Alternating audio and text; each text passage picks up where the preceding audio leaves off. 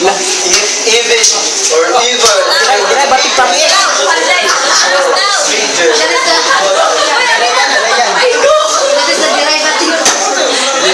one morning, he went to the terrace of his palace and saw the villagers early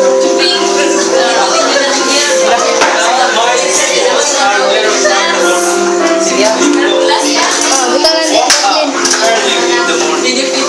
My knights are very brave. They move well and save the Imperium from the enemy. And my palace is very beautiful as crystals. My queen is so beautiful, a queen love. I have almost everything. My palace, my people, my knights, and my queen. But why I never had it? Why?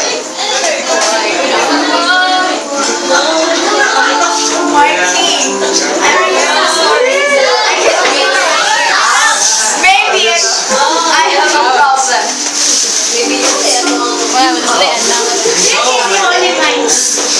Don't say sorry. Absolutely. This is not yet the time.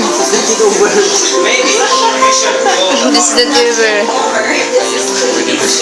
This is not. This messenger, my king, find the oracle and bring her to me. Yes, my king. The oracle was the finest future winner in Etheria. The messenger arrived in the oracle's place. The king sent me. He wants the oracle to go to his place.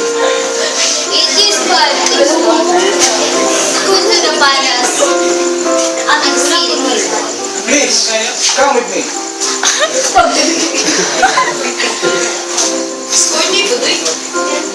Messenger together with the oracle went to the palace. Ganyan, nagtindog pa karon ng bago na. The oracle is here. See you, the king.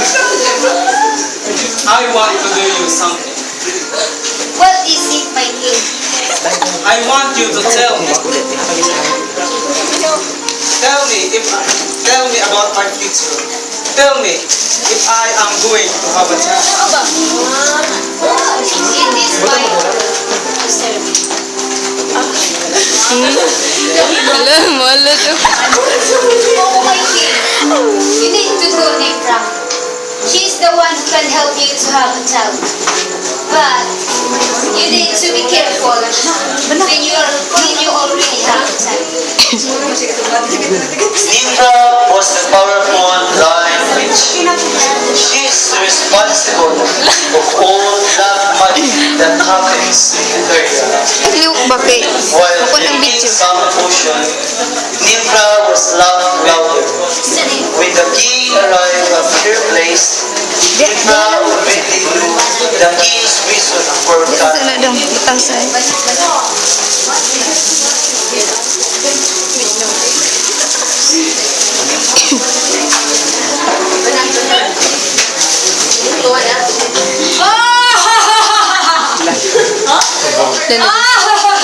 I am Nifra, the powerful blind witch.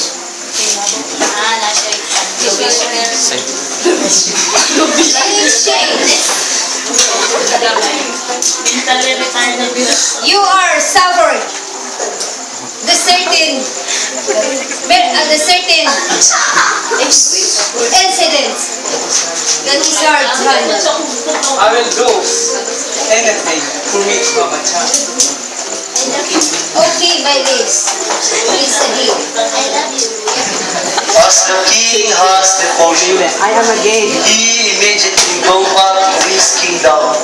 But in his journey, there are bandits who want to eat his body, which contains the potions, because because their mind, it has a lot of money inside.